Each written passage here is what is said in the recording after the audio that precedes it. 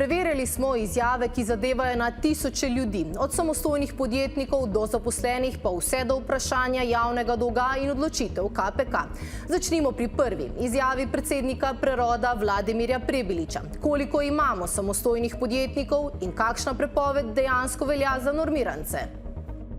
In mimogrede, 90 tisoč samostojnih podjetnikov se je srečalo s 3 spremembami v manj kot 3 letih in vse so se končale z dodatno 7% obremenitvijo njihove dejavnosti. Za povrh pa so jim potem še prepovedali, da lahko odprejo ponovno SP.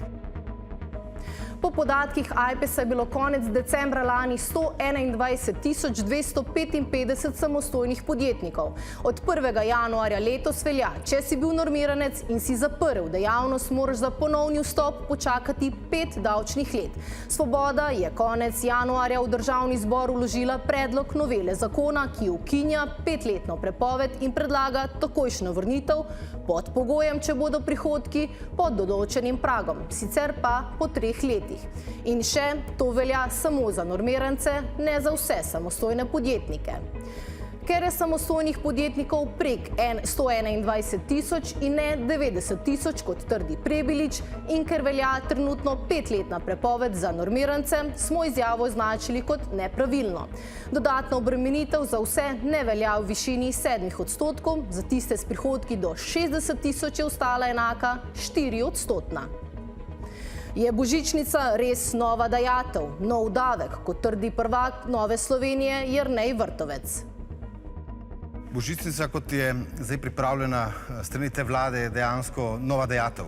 Se pravi ne, če nas prav razumem. Ne, bo ostala in mi tudi vodimo dialog s podjetniki, obratniki. In veste, kaj je, ne? Oni sporočajo, že sedaj smo lahko izplačevali božičnice in smo jih.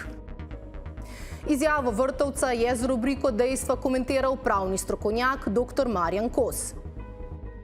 Javna dajatev oziroma davščina je neka obveznost, ki jo mora posameznik na podlagi javnopravne norme plačati državi.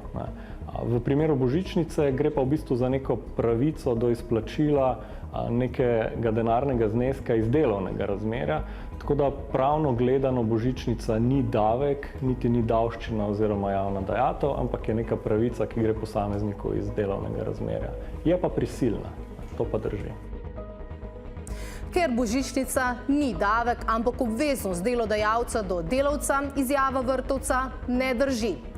Zdaj pa k javnemu dolgu. Premier Robert Golob trdi, da se je v 4 letih njegovega mandata dolg povečal za 5 milijard. V vseh 4 letih smo samo 5 milijard povečali dolg. 2-krat manj dolga v 4 letih napram 2. Od nastopa Golobove vlade od konca 2. četrtletja 2022 do 3. četrtletja 2025 se je dolg zvišal za slabih 6 milijard evrov. V času Janševe vlade od 1. četrtletja 2020 do 2. četrtletja 2022 se je dolg zvišal za slabih 8 milijard. Ker se je dolg Golobove vlade zvišal za 5,8 milijard in ne 5 milijard in ker to ni 2-krat manjši dolg kot v času Janševe vlade, smo Golobovo izjavo označili kot ne drži. Javni dolg je komentirala ekonomistka doktorica Mejra Festič. Javni dolg v 4 letih se giblje na intervalu od 5,8 milijard evrov pa do 6,2 milijarde evrov, kar pa je seveda odvisno od zajetih četrtletij znotraj leta in četrtletja, ki je vzet kot medletna primerjava. Kaj je, pravi Janez Janša, odločila Komisija za preprečevanje korupcije glede njegovega premoženja? Je Vrhovno sodišče res razveljavilo odločitev komisije? Vi namreč niste odstopili, ko je KPK ugotovila neskladje v vašem premoženjskem stanju. Vaša tedanja vlada je potem padla zato, ker sta 2 stranki v bistvu vam odtegnili podporo. Glejte, prvič je padla vlada, potem pa je na sodišču padlo tudi tisto famozno poročilo KPK-ja. Komisija za preprečevanje korupcije je leta 2013 sprejela ugotovitve glede premoženja Janeza Janše. Nato je Vrhovno sodišče razveljavilo poročilo komisije, ki je nato leta 2015 obnovila postopek. Ker se Janša zoper drugo poročilo komisije ni odzval, so zaključne ugotovitve komisije obveljale. Komisija meni, da je ravnanje zavezanca, ki razpolaga z znatnimi sredstvi neznanega in nepojasnenega izvora ter netransparentnega sofinanciranja nakupa nepremičnin, obremenjeno s korupcijskimi tveganji, sumom zlorabe položaja in tveganji nasprotja interesov v širšem smislu.